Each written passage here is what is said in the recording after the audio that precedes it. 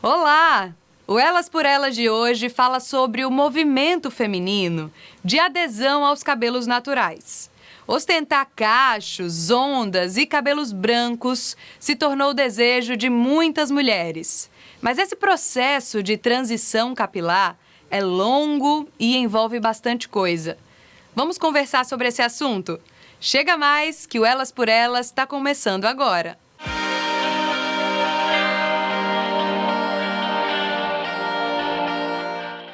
Há algum tempo, a transição capilar, que é o procedimento em que você deixa de utilizar qualquer tipo de química no cabelo para dar lugar aos fios naturais, se tornou o desejo de muitas mulheres.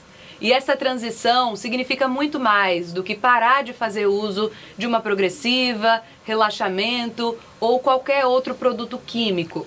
É como um grito de liberdade contra os padrões de beleza.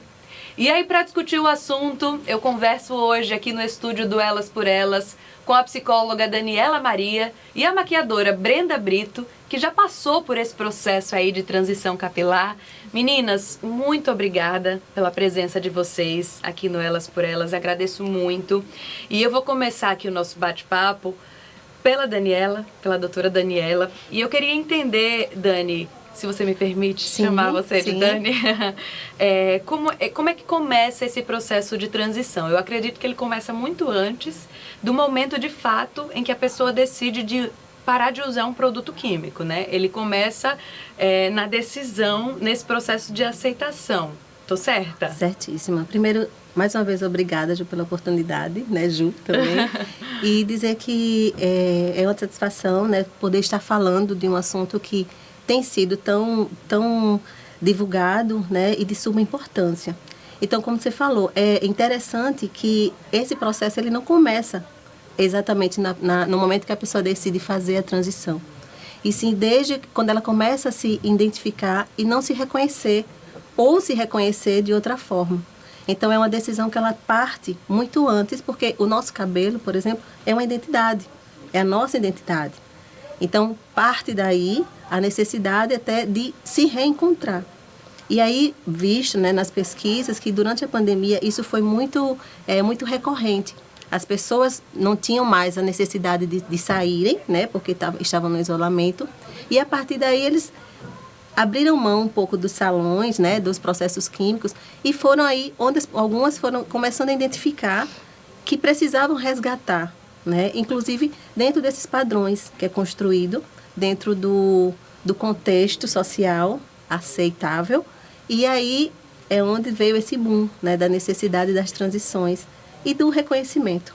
Eu acho que a pandemia, o distanciamento, né, o isolamento, trouxe isso de positivo, né? As pessoas as mulheres, né, tomaram coragem para poder, talvez, colocar em prática o que já vinham adiando há algum tempo, né? Parece um acaso, né? Mas que, na verdade, foi acontecendo e muitas onde realmente, às vezes, até colocou essa necessidade de também se ver diferente, né?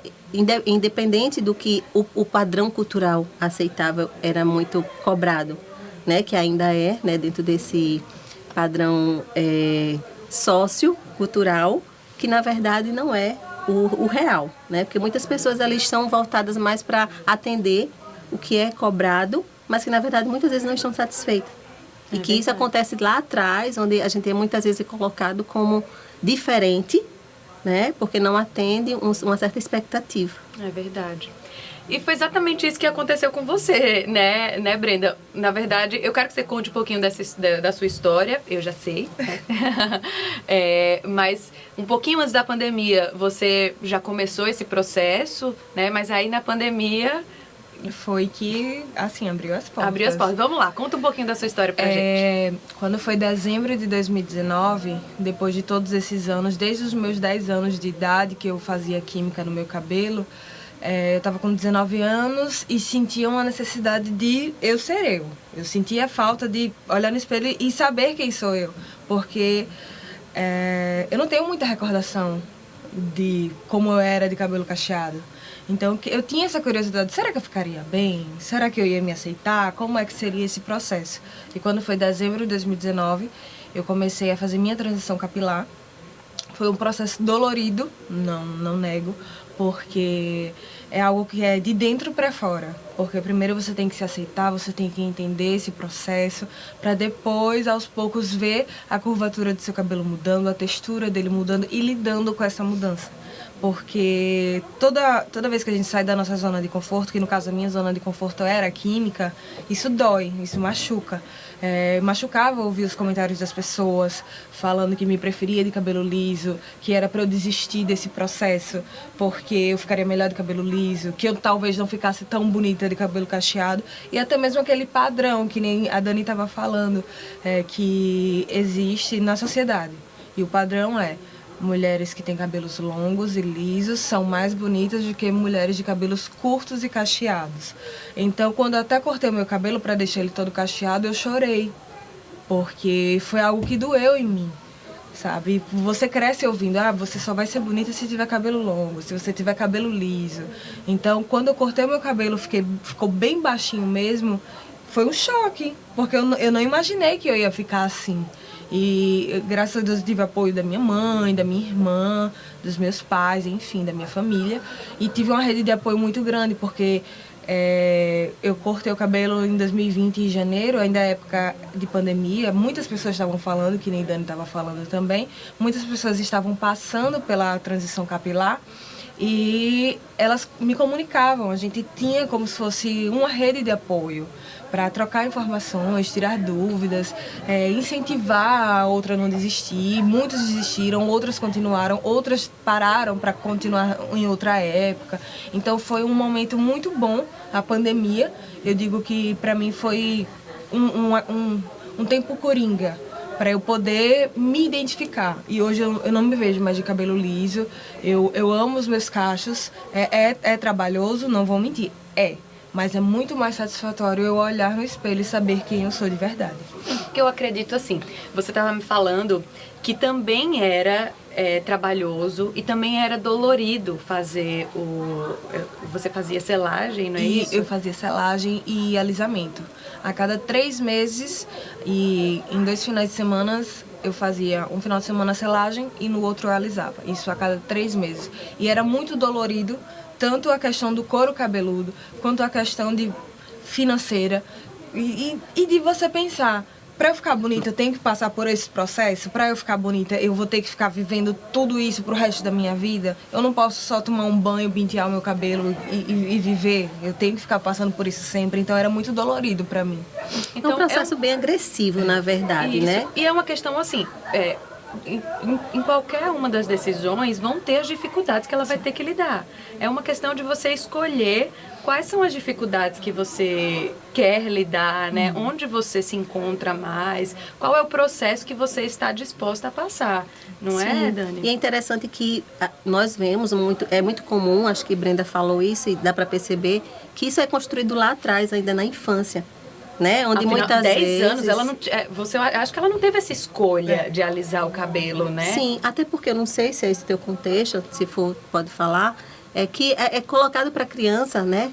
O seu cabelo é difícil de cuidar, dá trabalho para pentear. Sim. Então a criança começa a entender que ela não é igual, sim, né? E que tem um problema com ela. Então muitas vezes a questão da autoaceitação, ela começa lá atrás, quando é passado para ela que o cabelo dela é ruim, que dá trabalho, né? Então, ela passa a entender e visualizar ao seu redor que as pessoas alisam. Então, é aí onde começa todo esse contexto, né? E de já começar os rituais ainda na infância ou na adolescência. Porque também, né, a gente percebe que na adolescência tem as questões do bullying, né? Onde os adolescentes eles são questionados, né, com os adjetivos pejorativos, e que isso leva realmente a entender que você não é igual, então você precisa ser aceito. E para ser aceito, você se submete a esses tipos de agressividade. Verdade. Uhum. Sim, tem muita questão de identidade, né, porque os colégios que eu estudei, o ciclo de amizade que eu tinha era, vamos supor, 4 meninas de cabelo liso e brancas, só eu de negra e com cabelo de 2 texturas, porque eu já queria, né, dava um jeito de puxar o cabelo, implorava para minha mãe, porque o mercado de antigamente, da questão da beleza, é totalmente diferente do atual. O de antigamente era bem escasso, com produtos, técnicas, tudo era totalmente diferente. Então, o intuito de cabelo cacheado antigamente era tirar volume, deixar o cacho alinhado, mas o que era alinhado? Deixar ele assim. Não podia usar o cabelo assim mais solto. Então, era muito sofrido. E quem tinha cabelo com volume não era um padrão. Então, foi muito doído pra mim, muito doído mesmo, porque eu queria ter um espelho de alguém. Tipo, vi fulana e eu me espelho nela. Mas não, mas a pessoa cresce tanto ouvindo... mas o seu cabelo não é igual de fulana e por isso que não é bonito. E se ele fosse assim, seria mais bonito. Então, a pessoa cresceu ouvindo isso e, querendo ou não, vira um trauma. Que é um outro fator, né? Essa questão das comparações. Porque a partir do momento que você já se vê diferente, isso já incute na sua questão de inferioridade. Então, você passa a se comparar. E dentro dessas comparações, o ideal é aquele que é diferente de você. Então, aí você percebe o quanto que as pessoas se tornam inseguras, né? Essa questão de ser aceita, tanto na família quanto nos amigos. Diferente de Brenda, que disse que teve o apoio da família nesse processo da transição, mas tiveram aqueles que criticaram, sim, que colocaram a opinião de valor, dizendo que o mais adequado, o mais bonito, né, é aquele da sua visão. Então, assim, é uma das dicas, né, que a gente, inclusive, trabalha muito com o paciente no consultório, é que você procure grupos que te aceitem e que te valorizem, né? Porque a aceitação é isso, onde você vai trabalhar a sua autoestima. Pessoas que estão passando por aquilo, né? Que como você ela falou da rede de apoio, isso, né? Exato. Porque ali eu estou sendo empática, eu estou percebendo que alguém também está passando por aquele processo. A gente até comentava aqui, antes de entrar no ar, eu comentei com as meninas que nas minhas pesquisas, né, sobre essa questão da transição capilar, a gente está falando aqui nesse momento sobre essa transição do cabelo alisado para os cachos, né, do alisamento para o cabelo cacheado, mas existem outros tipos de transição também, né, quanto a Dani mesmo, tá? A gente estava comentando aqui sobre essa questão de assumir os brancos, né, de parar de pintar para deixar o cabelo natural, os cabelos brancos. Então, existem outros tipos de transição também. E aí eu comentava com as meninas que uma atriz, que eu não me recordo agora o nome, mas achei nas minhas pesquisas, ela criou inclusive uma hashtag que chama Aguenta Firme. E era exatamente para que essas meninas, essas mulheres que estão passando por essas transições, elas compartilhem as experiências, compartilhem as dificuldades, porque o processo é um processo lento, é um processo que existe muitas dificuldades, e aí quando você percebe que você não está passando por isso sozinha, né, isso se torna mais leve, esse fardo se torna realmente mais leve, esse processo, na verdade, né? Um fator que contribui, Ju, também como a mídia ela tem colocado, né? Quando a gente estava falando, eu disse que eu me identifiquei com a pauta de hoje, porque eu também estou passando nesse processo, sim, em relação aos brancos. Uhum. Então, eu tenho uma genética que é favorável aos cabelos brancos, então desde os meus 25 anos eu tenho. Hoje, ou seja, a gente tem duas personagens, sim, aqui. Sim, acabou que a gente veio falar de um tema e trouxe, né, outra semelhança. E o quanto que é interessante perceber que você, quando a mídia, né, colocando, como eu estava falando da mídia, ela colocou isso mais evidente, então encorajou, né? Trouxe esse ponderamento. Veja que muitas atrizes hoje estão assumindo, falando agora particularmente dos brancos, né? E eu escuto, nossa, seu cabelo não é luzes ou branco? Eu disse luzes, mas hoje é predominantemente branco, né? Então, não é mais o contexto de assim, não, eu preciso mudar, tanto que a gente estava falando dos processos agressivos, né? Que a química, né? Os processos químicos traz, e o quanto que também emocionalmente, né? Trazendo para a minha área, claro, né? O quanto que essa questão da aceitação, ela é interessante porque eu preciso me estar bem como eu me sinto melhor, né? Sem dúvida. Vamos agora para a nossa reportagem. A nossa repórter, nossa gravidinha, Júlia Marques, ela foi conversar com uma profissional que faz esse processo de transição capilar, e ela ajuda bastante as clientes dela, e ela vai explicar um pouquinho, trazer um pouquinho agora esse lado de como ela ajuda as clientes durante esse processo. Vamos conferir. O processo de transição capilar é uma fase delicada, né? A mulher fica se sentindo com a autoestima baixa e um pouco fragilizada. E é por isso que eu estou aqui com a Tamires Mello, que é especialista em cabelos cacheados e crespos, né? que vai conversar um pouquinho com a gente sobre esse processo de transição e os tratamentos que podem ser feitos também, né? Muito obrigada por estar aqui, Tamires. Tamires, primeiramente, você, maravilhosa no Instagram, né? Você sempre está falando sobre aceitação, sobre liberdade. Isso é algo que você traz para suas clientes?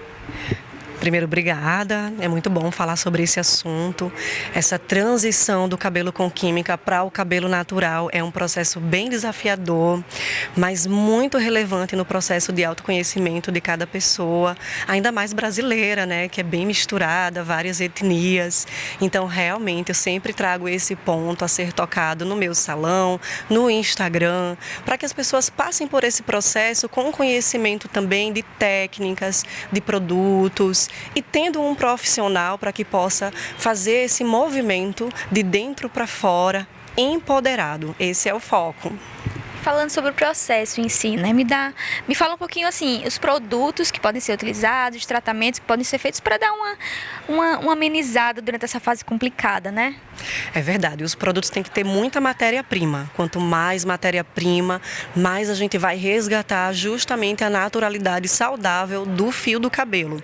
E também tem que ficar muito ligada com relação às marcas, porque hoje tem marcas demais, o que não deixa de ser um ponto positivo, já que antes a gente não tinha nenhuma opção, mas é importante ler no rótulo o que é que tem na composição, porque quanto mais natural, menos químicas, porque tudo são químicas, melhor para o cabelo e para a saúde da pessoa também. E quando essas mulheres chegam até você para iniciar esse processo, como é que você percebe que elas estão? Se elas estão animadas, se elas estão um pouco, né, apreensivas, como é que elas ficam? Eu fico animada, porque tem mais pessoas assumindo suas origens. A cara do Brasil é justamente essa diversidade. Mas elas estão assim bem tensas, porque não sabem por onde ir. E aí eu faço do meu tratamento uma bússola e peço para elas seguirem esse caminho. Então assim, com acompanhamento, alguém dando a mão, fica bem mais fácil, bem mais simples. E no resultado final, a pessoa sabe como cuidar do cabelo. Porque a gente só foi para esses recursos químicos transformadores por não sabermos como pentear, que produtos utilizar, como utilizar, que cortes realizar. E aí por isso é muito importante, fundamental esse apoio profissional. Sem falar que hoje em dia existem muito mais produtos, né, especializados nisso. Eu acho que até nas redes sociais, mais mulheres falando, isso encoraja bastante.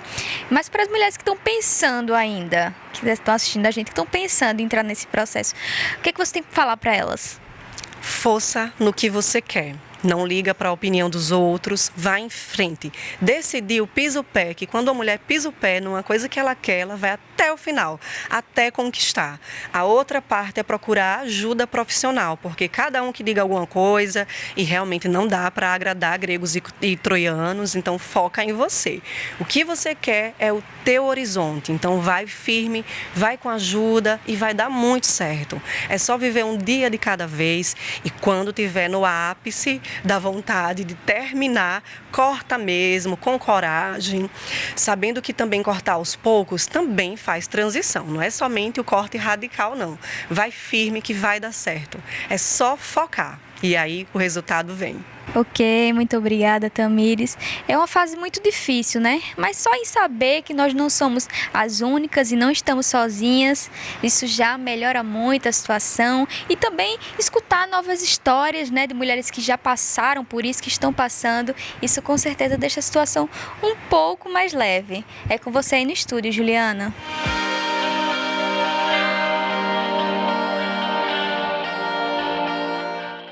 Muito obrigada, Júlia. Obrigada também a Tamires. Tamires maravilhosa, colocando as mulheres lá em cima, adorei. E eu acho que uma coisa está sendo dita aqui por todo mundo, que é você tem que se aceitar, primeiro observar o que você quer, né? Afinal de contas é um processo de dentro para fora. E realmente não escutar os ruídos, né? Não escutar opiniões alheias. Quando alguém chegar pra você e falar, eu prefiro seu cabelo curto, eu prefiro seu cabelo assim, eu prefiro seu cabelo assado, eu prefiro seu cabelo longo. Aí você fala, que bom que, né, o cabelo é meu, a pessoa sou eu e você não fala nada sobre o meu cabelo, né? Tem que ser assim, né? Pode ser assim grossa mesmo, Dani, não tem problema não? Depende depende da condição Calma, gente, emocional, não precisa ser tão grossa, né? assim quanto eu, tá? Por isso que a gente fala que é importante, né, como também a gente viu agora, que essa mudança ela precisa ser de dentro para fora. A questão da aceitação, ela não vem só no contexto que eu quero.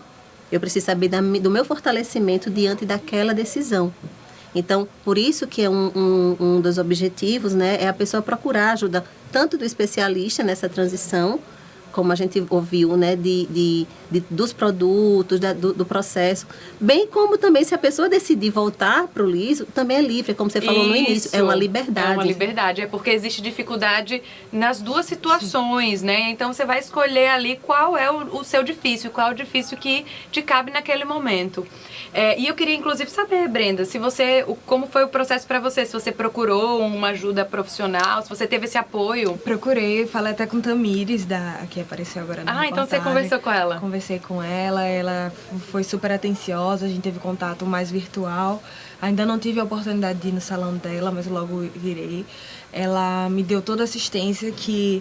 Geralmente, quando a pessoa fala com uma pessoa que não conhece sobre os assuntos de trabalho, é uma pessoa um pouco distante. E ela não, ela foi totalmente receptiva, me deu um norte, como ela falou, de ser bússola. Ela de fato foi, mesmo a gente estando distante. Ela foi assim presente, postando dicas sempre. Então, o interessante foi isso, né, para mim. Procurar ajuda nas redes sociais, além da minha rede de apoio, para conseguir me guiar.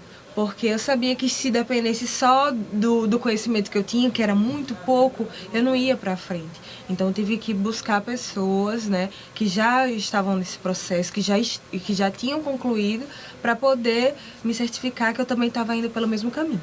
E hoje? Hoje você procura conversar sobre isso com outras mulheres, ser bússola também para outras mulheres? Sim, eu busco. Eu sempre gosto de conversar muito sobre transição capilar. Adoro quando elogiam o meu cabelo. Aí eu já conto logo a minha história. Eu falo, olha, eu tinha 10 anos, isso aqui. Falo tudo. E encorajo, né? Porque às vezes a pessoa que toca num assunto, mesmo através de um elogio, ela quer ouvir uma palavra, né, Dani? Às vezes, através de um elogio, a gente tá pedindo meio que um socorro, a gente tá querendo um norte, né? E eu aproveito para contar minha história e, ao mesmo tempo, encorajo a pessoa de ouvir, de ajudar também, de estar ali para ser uma bússola também, se caso ela precise, Brenda, e esse produto, mesmo eu não sendo uma Tamires da vida, com o pouco conhecimento que eu tenho hoje, né, com o meu cabelo, eu ajudo mesmo assim, porque eu sei quanto foi difícil para mim. Então, para as outras pessoas devem ser difíceis também. Então, eu sempre encorajo, sempre guio, porque afinal a gente tem que estar junta, né? Aguentar firme elas por elas mesmas. Ai, que lindo, gostei. E Brenda, realmente, seu cabelo é lindo. Obrigada. Dani, eu acho que essa questão de se enquadrar nos padrões, que a gente vê que é muito comum, né? Mas pode ser muito perigoso também, né? E quais são os perigos? Um dos perigos é exatamente você viver sendo refém, né, de um padrão e não estar feliz, né? Então, quando a gente fala sobre autoestima. Então, eu preciso gostar de mim. E quando eu estou atendendo o padrão, necessariamente eu não estou sendo real, né? Ele está vivendo mais uma questão de ser o impostor da própria existência. Então, quando eu assumo quem realmente eu sou, quem realmente eu quero ser, que não é fácil, né, como a gente já ouviu, mas o risco é exatamente de você desviar, né, que é um dos fatores, né, um grande fator da questão da baixa autoestima, que leva a alguns transtornos psicológicos, né, como a depressão, como a ansiedade. É muito comum a gente presenciar isso no consultório, inclusive, que as pessoas, quando elas não se aceitam, né, às vezes elas não tentam se aceitar por conta das dificuldades, dos obstáculos, então elas passam a viver esse padrão. E o padrão que não deixa ela bem, nem confortável, porque a autoestima é, sobretudo, bem-estar. Então, passa a ter, é um dos riscos, né, desenvolver esses transtornos psicológicos. E aí, como é que a gente pode orientar as pessoas a tentar se autoconhecer, né? Como é que a gente pode começar esse caminho aí do autoconhecimento? Tem alguma dica? Claro, né? Unicamente, né? O processo de autoconhecer é exatamente onde você vai buscar se fortalecer dentro daquilo que você é. Então, hoje, a dica que eu posso dar, trazendo para mim, né, é procurar ajuda psicológica, logicamente, porque quando você vai identificar o que é que realmente você quer e que você é, e ali na terapia você vai ter elementos que vai favorecer nessa tomada, né, de decisão, de mudança. Né? Eu trabalho muito com adolescentes, então eu vejo que isso, né, começa lá. Quando os adolescentes, às vezes, eles querem ser radicais. Né? E que, olha, Dani, eu quero pintar meu cabelo, minha mãe não deixa. Né? E a gente precisa equilibrar isso, porque tanto que eles estão buscando esse fator, que hoje há mais essa ousadia, porque antes era muito provável que você precisava se engessar dentro desse padrão, e hoje a gente tem essa possibilidade de agregar. Né? Eu digo que é uma balança. Eu fico entre os pais e os adolescentes, muitas vezes, e até os adultos mesmo, quando decidem, né? E que nesse favorecimento, nesse fortalecimento, leva a pessoa a perceber. Não, às vezes não era isso que eu queria. Eu só queria dizer que sim, eu posso. E se eu posso, eu consigo.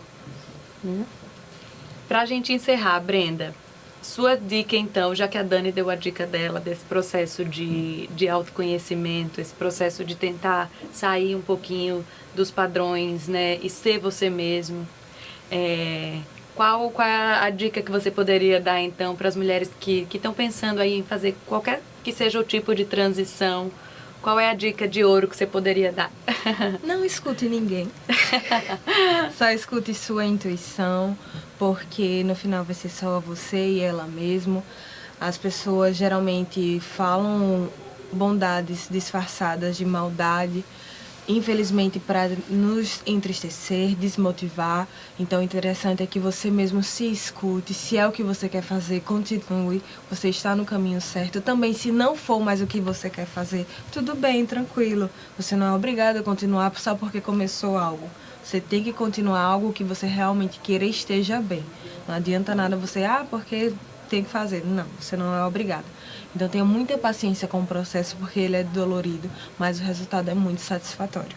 Ai, que maravilhosa. Duas fadas sensatas, adorei. É muito bom saber que nada está escrito em pedra, né? Sim. Que a gente pode voltar atrás, que a gente pode parar ali, depois voltar, seguir em frente, enfim. É muito bom saber disso, né? E é como você começou a falar da liberdade. Exatamente. Então, liberdade é isso, eu poder saber e ir, sobretudo. E voltar aí de novo. Sim. Enfim, o importante é que a luta que vale a pena é para ser feliz, você com você mesmo. Sim. Eu acho que esse é o maior recado que a gente pode deixar para as nossas telespectadoras, então. Sim. Meninas, muito obrigada pela participação de vocês aqui no nosso programa. Muito obrigada. As portas estão sempre abertas aqui, viu? Quando vocês quiserem voltar. É uma satisfação estar aqui. Muito obrigada pelo convite. Eu que agradeço aqui a participação de vocês. Um beijo para vocês duas. E é isso, pessoal. Elas por Elas vai ficando por aqui. Eu aproveito para lembrar para vocês que o nosso programa vai sempre ao ar aqui na TV Cidadã, canal 35.2, às 8 horas da manhã e também às 8 horas da noite. Você também pode acompanhar o nosso programa na Rádio Senado Cidadã, exatamente. É só ficar ligado aí na programação que você também pode acompanhar. Isso é uma novidade. Exatamente. E o nosso programa também está sempre lá nas redes sociais da TV Cidadã. Instagram, YouTube, Facebook. A gente também coloca um pouquinho dos bastidores, coloca as nossas chamadas. Então não tem desculpa para você não acompanhar